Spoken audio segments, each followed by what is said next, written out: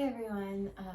I was just finishing up quite a busy day, and it's been a really busy week, so I just wanted to say thank you for that, because it had to do with all of the lovely orders that I've gotten, and they've all gone out, and more to come if you want, so please keep them coming. Toward the end of week, I think, or early next week is when I'll continue to sell the cards.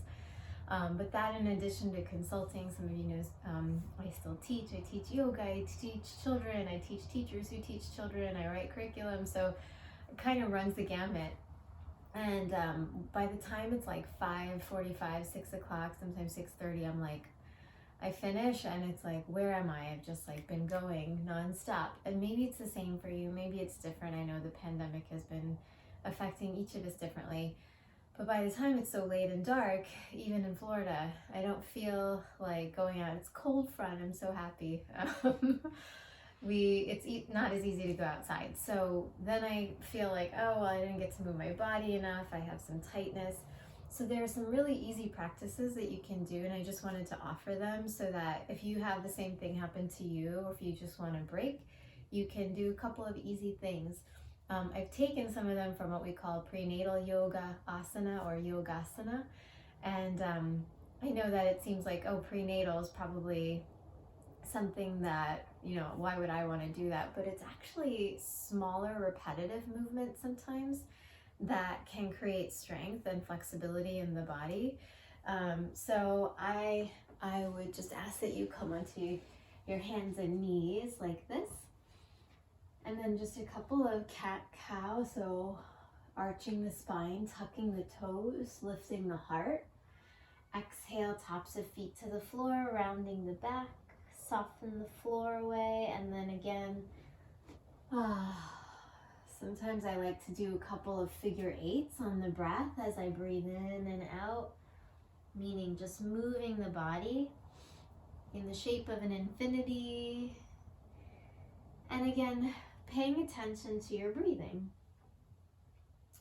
Then what's nice is to stretch the back body, especially if you have been working at a computer, or you've been sitting in a position for a long time. So what you can do is draw the elbows in toward each other. So I'm bringing the arms in toward each other. The creases of my elbows point outwards. There's a little activity, and I'm not locked in the hands. So that's just like this as I press into the floor. I send the weight into my fingertips, and I draw my elbows in as I lightly bend my elbows. So it's a mini chaturanaga. You'll feel the heat. You can hold it if you want to for a beat or two. Press back up, and then simply send the seat back to your heels. Child's pose. Oh my gosh, it's totally coming down so that I probably have exposure. We're at home, who cares, right? So then lift forward. Gently shift the shoulders a little bit forward. Bend the elbows a little bit lower down. Maybe breathe in, out. Press back up and come back down into a child's pose. The toes can remain tucked, or if you want to, you can put the tops of feet onto the floor. Good, and we'll just keep doing that. So come forward, lower a few inches, press back up, come down.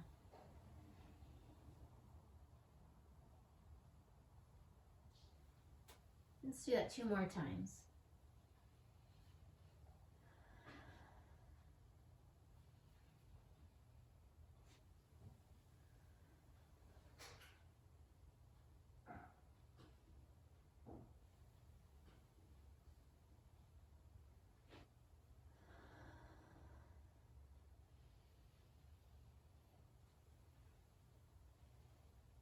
I already feel a change in sensation in my body.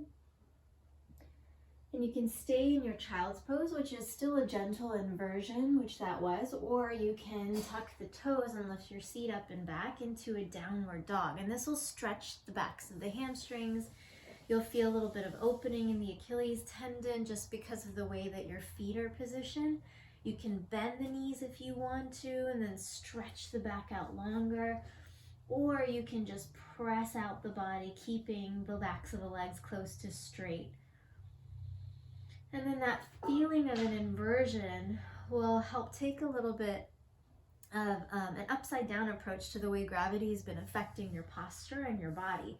So your shoulders are going to be sliding down toward the floor, a little bit of blood toward the head. You might move the neck gently from side to side and nod and shake the head, letting gravity do a bit of the work. And take a couple of deep breaths in and out here.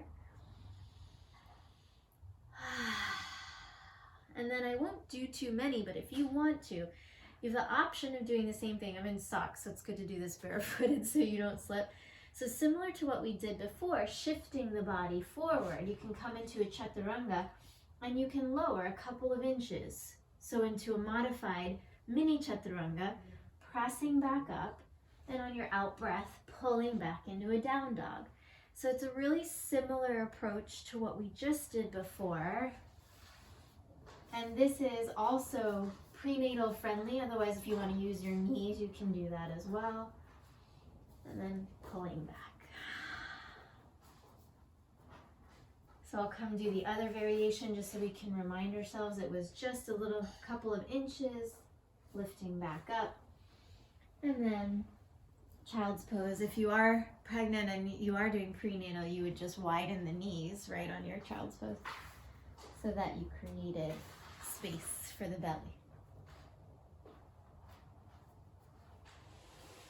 And then enjoying that sensation as you sit up. You might want to roll the shoulders out and down. I like to lift up tall with the arms, so creating space in the spine, maybe smile, stretching the face yoga, and relaxing the arms alongside of you. So keeping the space that you created. And this way, at the end of the day, even though perhaps I'm not able to put in a full practice or I can't get outside the way that I've been wanting to, this is a nice option for us to have. So I hope that this helped you. You can stay in a meditation if you want to, or that could be it. And then you can go to, make your dinner or whatever you have to be doing. So have a good rest of the day. Thank you all again for your support, and I'll talk to you soon.